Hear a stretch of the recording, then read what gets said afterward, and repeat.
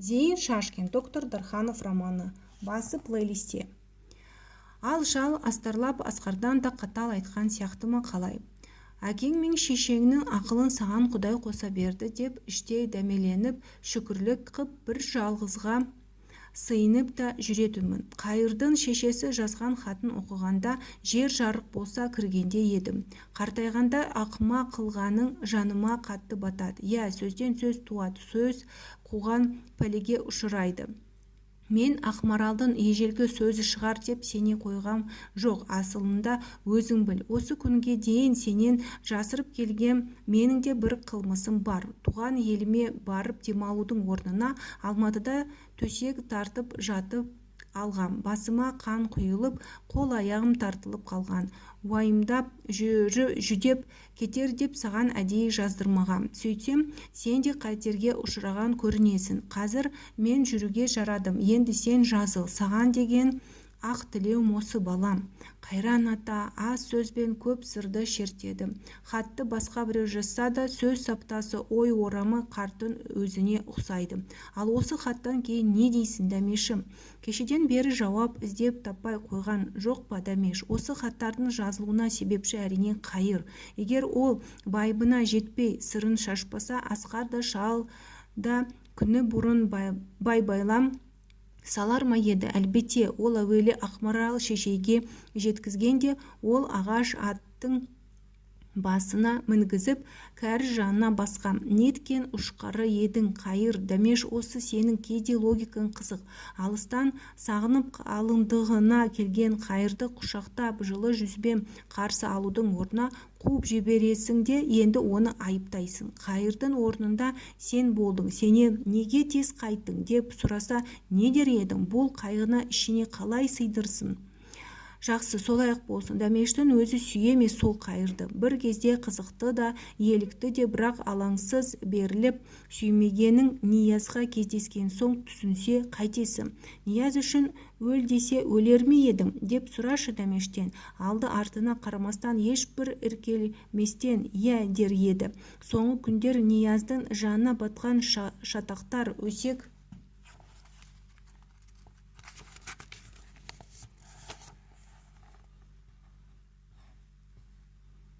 сөздер Дәмештің де ұйқысын шайдай ашып берекесін кетірмеді ме? Мүмкін Нияз жақсы көрер, бірақ ауру Дәмештпен өмір сүріп бір тұру оған қаншалықты қолайлы? Сау еркек ауру әйелді жақтыра ма? Ал егер Нияз сені сүйем, өмірге бірігіп ұя салайық деген сөзді айта қалса, не деп жауап берер едім? Ниязбен бақытты тұрмыс құра алуына көзің жете ме? Нияздың мінезі қандай осы? Bir көрмеге жігіттің қайсы болсын сыр алдырмайтынын білесің ғой. Ертең ол ашу қор бір сөзге келмей дірілдеп көзін алайтса, не басқан ізіңді аңдитын қызғаншақ боп жанжал шығарып басыңнан қиқу кетпесе, немесе тиын санаған сараң болып күнде ұрсысып нервіңді жесе, соған көнер ме едің, Дәмеш? Көнем, деді Дәмеш дауыстап. Сол бір сәт өзіңнің ағаш ішінде селтиіп жалғыз тұрған даусыңның шығып кеткенін аңғарып күліп жіберді. Басын көтеріп жоғары қараса, ағаш бұтағында елеңдеп тиін отыр. Дәмештің соңынан еріп сөзі теріп ойына дұзақ құрып жүрген манағы тиын емес пе екен? Дәмеш жақында беріп еді, шық-шық етіп қарағайдан қарағайға секіріп көзден ғайып болды. Дәмештің жаңағы қиялы да осы тиынге ұқсап жоқ боп кеткен қай жағым? Шынау, о тоба, Ниязға несіне сонша өліп талады? Нияз да жас емес, сақа жігіт, бұрын бір рет үйленген, баласы да бар дей ме? Онысы өз алдына бір жүк. Сусана Михайловнамен де ашына болып, енді сол үшін ана қатын есеп айырысып жүрсе керек, деді іштей бір ащы үн. Жоқ, тыңдамайды, жедеді азғырғаның. Дәмеш құлағын баса санаторийге қарай жүгірді. Елбелеңдеп корпусқа жақында бергенде сайтандай қарсы алдынан тапал келіншек шыға келді. Дәмеш, сені доктор Дарханов іздеп жатыр деп анадайдан айғайлап бүкіл орманды жаңғырды. Көңілді көрінесің, Разия, комбайнерден тағы хат алдың ба? Әзілдеп комбайнерден алған бұрынғы бір хатын ишаралады. комбайнерден іс шықпайды, қайтесің қажап, деп ол тарқылдап күлді. Денсаулық қалай екен, білдің бе? Тәуір дейді, әлі де жататын сияқты. Сен өзің көңілің неге сұрамайсың барып? Менің де көптен далаға шыққаным осы. Дәрігер көрсе ұрсуы да мүмкін. Арқаңды тосып даярлана бер, дүреленесің. Мен үшін сен тоссаң қайтеді, құрбым едің. 6 ай дәмдес болған. Разия, осы сен сап-саусың, неге жүрсің, үйіңе қайтпай?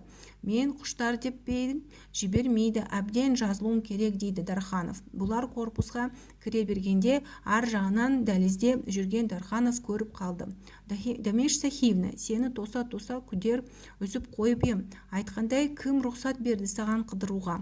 Дамеш күмістей сылдыраған әдемі жас даусымен корпусты саңғырата көңілді жауап қайырды. Кеше өзіңіз орманда жолыға дегеніңіз қайда? Әзіл сөзін астар Нияз әуелі түсіне алмай, шын көріп көзі бақырайып, кейін шегінді. Мен бе? Ақталып керегі не? Сол свиданидан оралдым. Қыз әзіліне түсіне алмағандай, Нияз қайтып жауап қайырмады. Дамешті қолтығынан ұстап кабинетіне алып барды. Нияздың үстінде күнде киіп жүретін арзан қол сұр шұбар костюмы емес, қара бастон костюм, ақ көйлек, қара галстук, сау кешіне баратында киінген тап-таза. Столына барып халатсыз отырып, қарсысындағы орындықты Дамешке ұсынып, көзін алмай ойлана қарады. Саусақтарын айқастырып, Нияз иегіне тіреді. Сөзді Дамешті неге іздегенінен бастады. Түнгі сағат 2-де Алматыға жүреді. Баяғы ертегіде жоқ іздеген жігіттей. Екі жолдың айырмасында қайда барарын білмей тұр. Бір жол бар алыс, алыста болса жақын. Бір жол бар жақын, жақында болса алыс. Соның алысында сапар шегіп барады. Кім біледі, жолын таба алама, әлде әуре боп сүмірейіп қайта оралама. Ұзақ жүрмейді, шаруасы бітсе тез оралады. Мұнда емдеп жүрген науқастар балапандай аузын ашып қалып барады. Соның бірі Дамеш. Рентген сәулесінің сеансын түгел қабылдап бітіре алмады. Нияздың бар өкініші осы.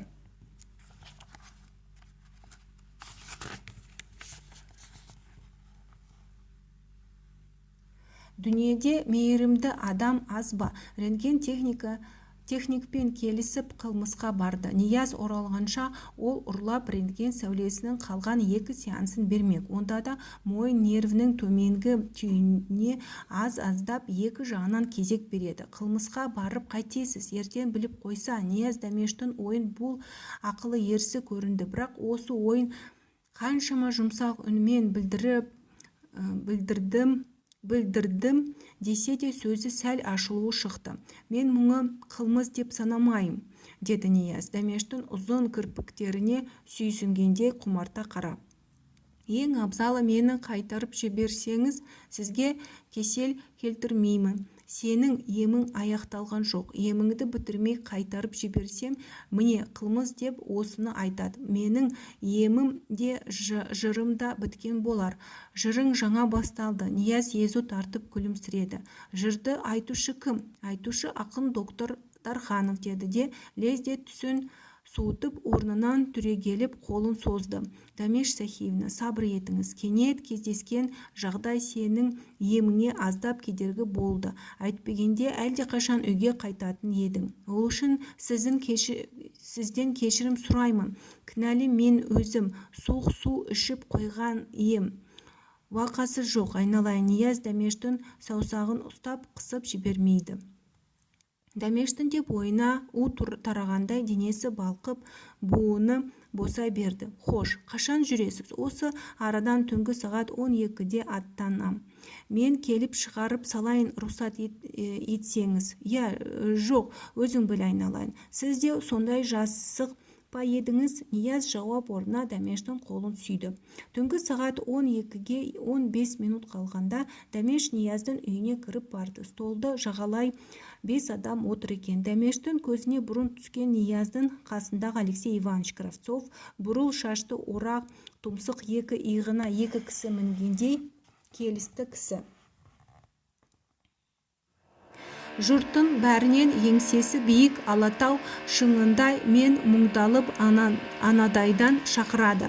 Сол жағында студент Әмір Қазақбаев, оған таяу Нияздың медсестрасы Варвара Платоновна. Бет пішіні денесіне сай кішкентай, сүйегі ұсақ, сүйкімді әйел. Нияз бен Матрена Васильевнаның арасында бір орын бос. Босағадан әрі аттамай тамашалап қараған Дәмешке Нияз жұрттан бұрын ұмтылып киімін шешіндірді. Жоғары шық, жолдас инженермен қасыма кел деді бас дәрігер. Тегі Дәмештің келуі жайында бұрын сөз болғанға ұқсайды. Нияз пальтосын іліп жатқанда Әмір ұшып тұрып Дәмешті құшақта икемдеп Кравцовтың қасына апарды. Нияз, екеуміздің ортамызға отырмасаң, мына студентке сенуге болмайды, көзін көрмейсің бе? Мені сүй деп мөлдіреп жалынып тұрғанын деп жұртты қыран топан күлдіріп алды. Дәмештің алдындағы бокалға Нияз шыпылтыда есік аталған рислинг құйды да бокалын жоғары көтере түрегелді. Біз әлгінде Дәмеш Сахиевнаны күтіп денсаулығын үшін сыртынан бір тос көтеріп едік. Мен үшін бе? Дәмеш қызара күлімдеп жан-жағына көз тастады. Әлбетте, сіз үшін. Сол тостымызды енді өз көзінше қайталап айтсақ деймін. Қызып алған Алексей Иванович Нияздың сөзін бөлді. Айтыңыз, пожалуйста, деді Әмір оның пікірін қолдап. Дәмеш Сахиевна сияқты қазақтың оқыған сұлу қызы сау болсын, бойдақ жүрген дәрігерлердің біріне тиіп алсын дедік. Дәмеш өзі бас болып күлкіге көк сигнал беріп жол ашты. Алексей Иванович, сіз демалуға келген қыздардың бәрін шетінен күйеуге берсеңіз, дәрігер жетпес деді Дәмештің өзі қуланып. Маған сөз бермейтін болдыңдар ма? Деп Нияз шулаған жұртқа өзінің тосып тұрғанын ескертті. Сенің де сөзің таусылмайды екен, Шортанбаевқа қосақтап қояр ма еді өзіңді, деді Алексей Иванович тағы әзілдеп. Бұл жолы Ниязға тие ме деп біразы әдеп сақтап, біразы жартылай күлді.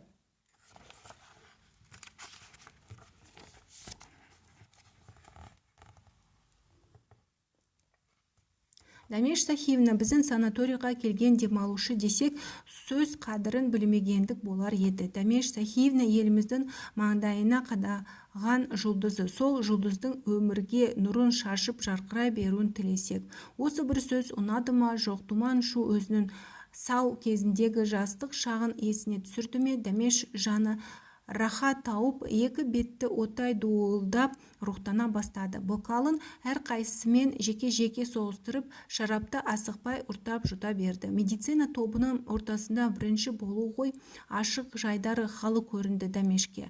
Кейбір топта ұят, әдепсіздік болып саналатын сөздер бұлардың арасында сол мағынасында айтыла берді. Оған мән берген ешқайсысы жоқ. Адам денесін кейбір аттары қазақша, орысша, өрескел көрінсе, латынша атап еркін сөйлеседі. Елемейді, еттері өліп кеткенге ұқсайды. Газеттен оқып, қай театрда қандай пьеса қойыла деген сияқты өзара шіміркенбестен еркін сөз қылады. Қыз келіншек аралас осындай топта жасқанып артық сөзге бара алмаса, бұлар Варвара Платонованың іші томпиып қалыпты. Ертең баланың кіндігін Кравцов кесе деген сөзді Дәмештің көзінше медицина тілімен сөз қылады. Дәмешке ерісі көрінеді дау деп ескермейді де. Сөз арнасын Дәмеш білдірмей бұрып жіберді. Қайсымен әңгімелесең де дәрігер өз алдына бір каста.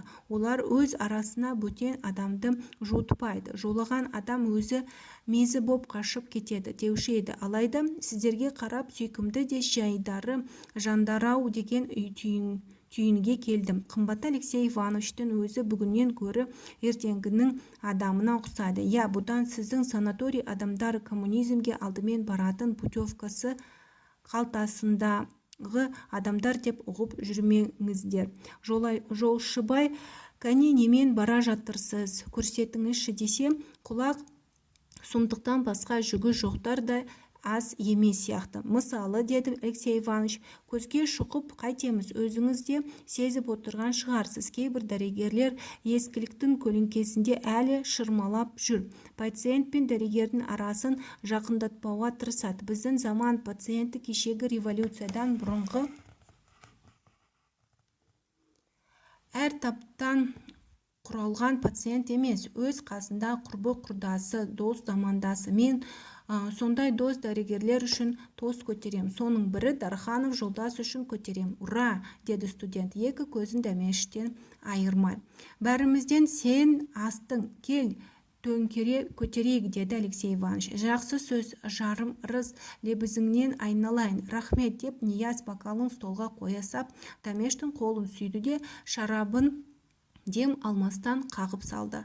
Түн, пойыз зырлап барады. Анда-санда тұнық түнді қақ жарып, айғайсап, байқа, жол кеспе, деп ескертіп те қояды. Жұмсақ вагон терезесіне бетін тақап жабысып қалған Нияз пойызбен жарысқан телеграф бағаналарынан көзін алмайды. Нияздың өмірі бүгінде дәл осы пойыз сияқты зымырап барады. Іліксең, іліктің, ілінбесең, орта жолда қалғаның. Алда жалда ондай күн туса, алақаныңды жайды, қайыр сұра. Мен келдім, деп кеше ғана әлемге жар сала шыңғырып туған адам сол өмірден қайыр сұраса, анадан туып керегі не? Әрине, жақсылық өзі кеп аузына түспейді. Диханшы тәрізді өзің егіп, өзің жинап аласың. Соған күшің де, ебің де жете ме? Нияздың күші жетсе де, ебі жетпей сорлап жүргенін шығарып саларда, Алексей Иванович та Дәмеш те қатты ескертіп, осы жолы байқа, біреуді шағып алып, маңдайынды тасқа соғып жүрме, тіліңе қарауыл қой деген жоқ па? Олардың кеңесі жаны ашығандық, достық, қамқорлық. Жұлдызы оңынан тумаса, жалынып, жалпайып, пенде боп сөзін өткізе ала ма? Батыл айтқанда, Нияз қайыр сұрамай өмір пойызына ілесіп келеді дей алар ма? Ауыз толтырып айтарлық не бітірді?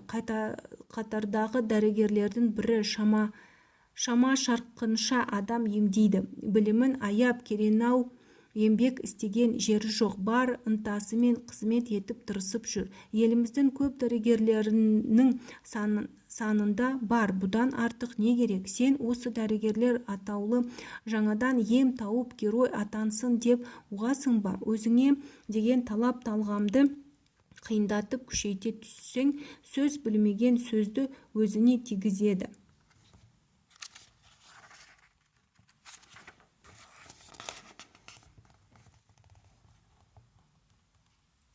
Ниязды олай ұқпа.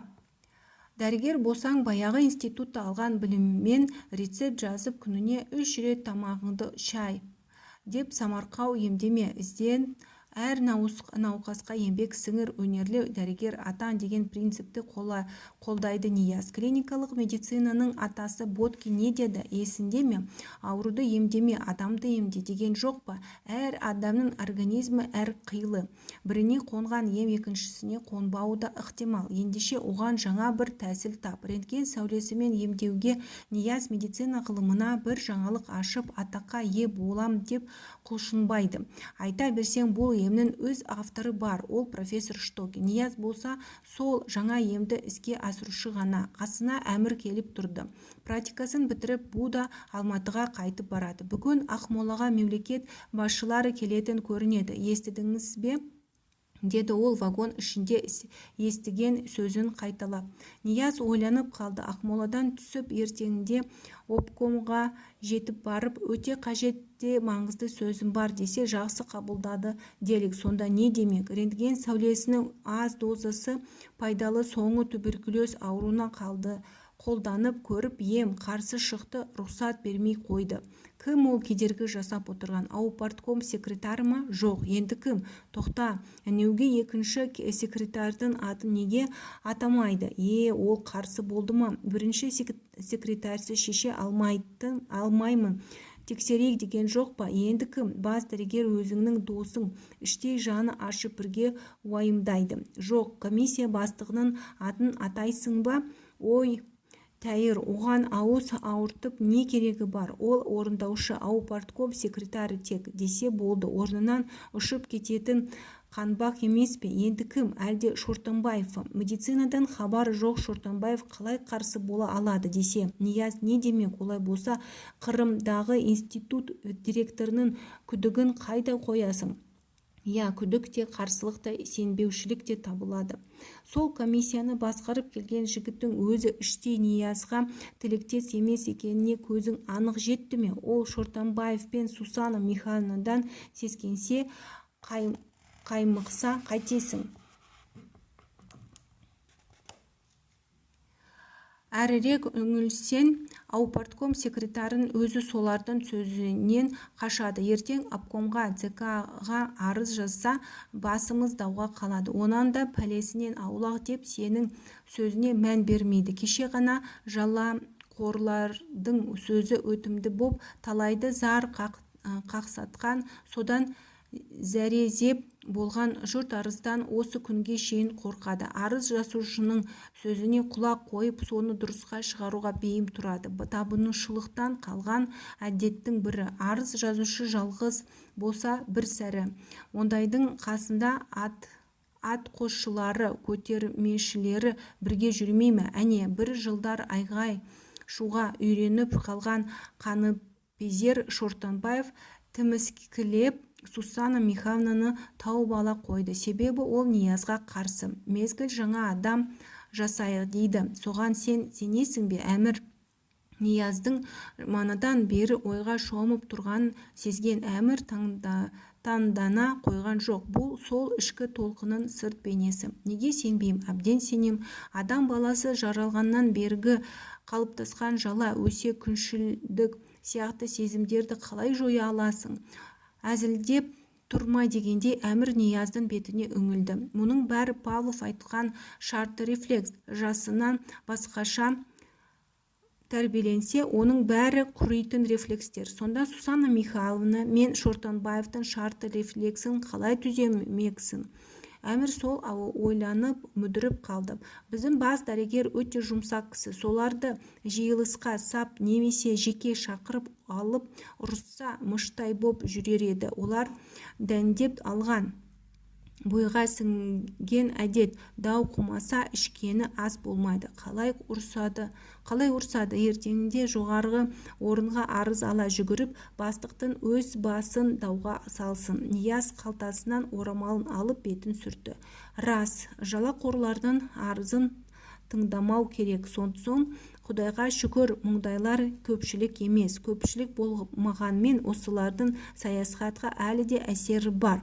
Мен таптым, деді Әмір жайраңдап. Оларға қарсы өзіміздің санамызда иммунитет жасап алуымыз керек.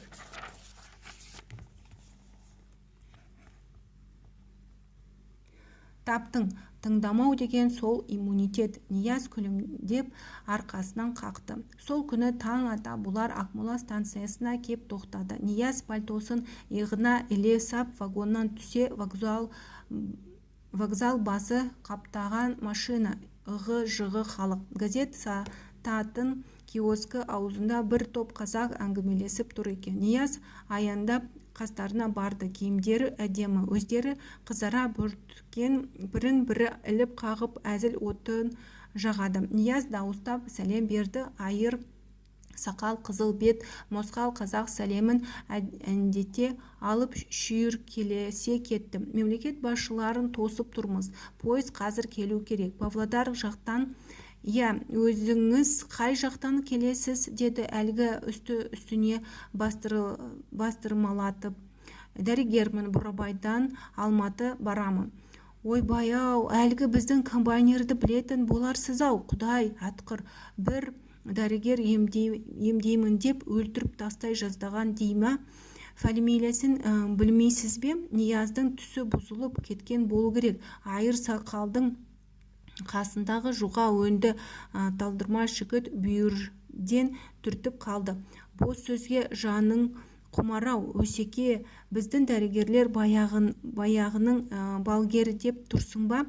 Мен жанымнан шығарыппын ба? Тәйірі, өзі хат жазыпты үйіне. Шырағым, оның аты Әшім, әкесінің аты Байжанов. Дәл сол Нияздың өзі емдеген комбайнер боп шықты. Нияздың жаман аты бүкіл елге жайылды деген осы. Қазір фамилиясын айтса, сол Құдай атқыр дәрігердің өзі екен деу хақ. Не деп жауап қайырса екен?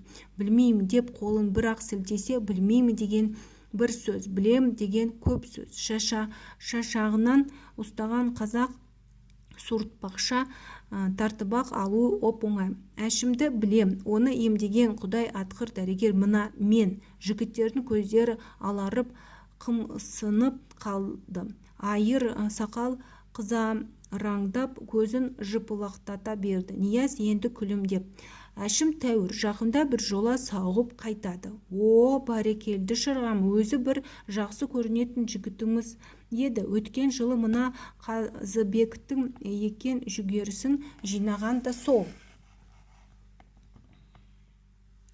1 гектар жерден пәленбай центнер алып бүкіл Қазақстанға аты жайылған. Сонда қар түскенше жинап суық тисе керекті. Ендеше биыл тағы да жинайды. Аузыңа май, шырағым, менің жаңағы айтқан сөзімді көңіліне алып қалма. Біздің ауылға солай деген өсек тарағаны рас. Әй, өсек жүрген жерде сайтанның өзі қашады деуші еді менің әкем. Екі ортада араңдап қала жаздадым-ау деп айыр сақал ақтала сөйледі.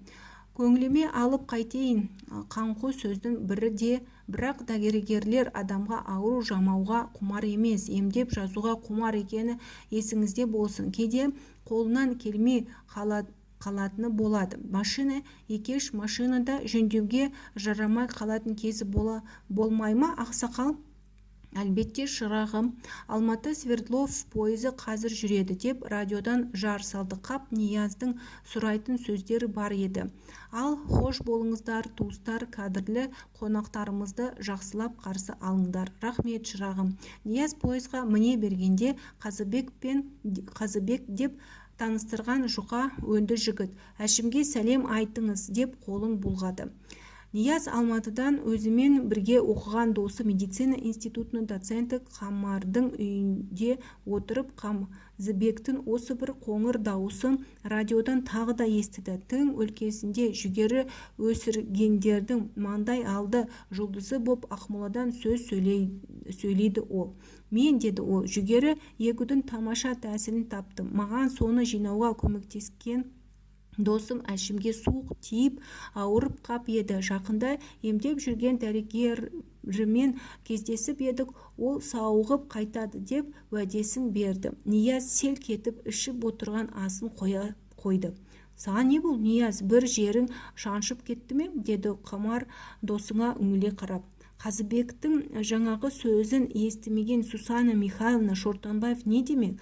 Әшімді емдеуші дәрігер ол емес, оның емін қисық деп біз тоқтатқанбыз. Өтірік алдау, көз бояушылық, Дарханов алаяқ деп не арыз, не газетке мақала жаса. Нияз айтпадым жалған деп алмайды. Сонда қалай ақталады?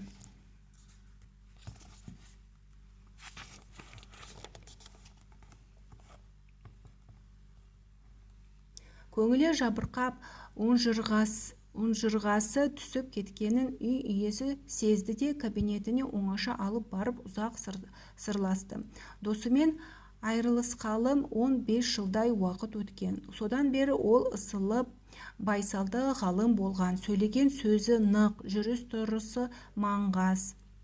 Микробиология кафедрасына Ниязды алып қаламыз деп жүргенде профессор командировкаға кетіп қап, бұл іске таныстық араласып Қамарды алып қалғанды. Былжыған Қамарды алсаңдар жарыған екенсіңдер деп Нияз іште мысқылдап әскерге кете барған.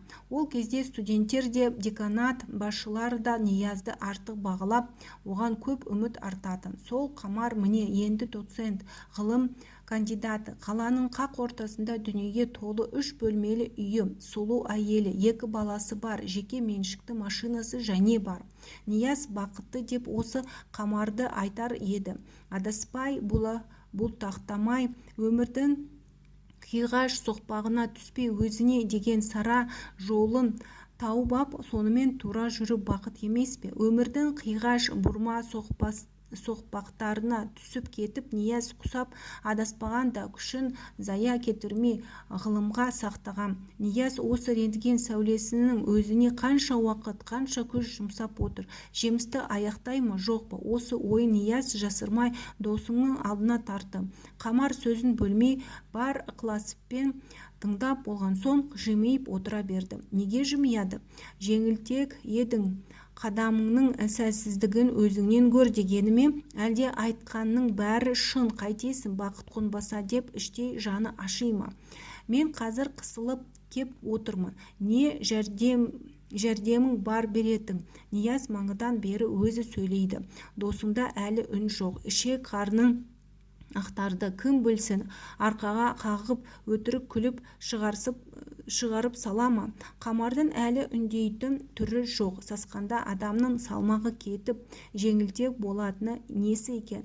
Я, жығылған үстіне жұдырық өзімде де бар. Сол қазақтарға неге бардым екен шошаңдап? Нияз радиодан естіген әлгіндей хабарын қоса жеткізді. Қамар әлі сөз қайтар емес. Қалың тарғыл халатына оранып алған жұмсақ креслода шалқайып жатыр. Көзін бір жұмып бір ашады. Әлден соң «Қиын екен, достым, қиын», деді маңғазданып. Рентген сәулесі дегенді қайдан тауып алып ең? Қайдан тауып алғанын қалай? Мынау не дейді өзі? Доцент жолдас не деп малтасын езіп отыр. Тілінің ұшына оралған осы бір сөзді Нияз айтып қала жаздады. Қопақтап өзін өзі зорға ірікті. Қиын болса қайтесің әуре боп, тағы да бір амалы табылар. Досыңның пікірін білді де әңгіме желісін Нияз шорт үзді. Басқа бір оңай даусыз тақырыпты алып айналысуың керек. Онда диссертация қорғайтын ойың болғанда деп тағы бір басып өтті. Ойдой дегенің, оңай даусыз диссертация қорғаудың рецептін көрдің бе? Жеңілдің асты, ауырдың үстімен өмір сүр дегені ме мұңысы? Бұл диссертация қорғайын деп алған тақырыбым емес еді. Қамар, сенсең қорғайыншы деген тіптен ойым да жоқ. Нияз күлген болды. Біз медицина Павлов айтқан қара жұмыскерміз. Қорғамаймын десең басыңды қатырып шатасып нең бар? Сенген қойым, сен болсаң осыдан жәрдем сұрап келген, мен де қалжыраған екем. Іштегі осы бір ызалы сөзді айта алмай тілін тістей зығырданы қайнаған Нияз мысқылға көшті. Қонақ хақы дегенді жинап қойды. Шет қақпайда күн көрсетіндер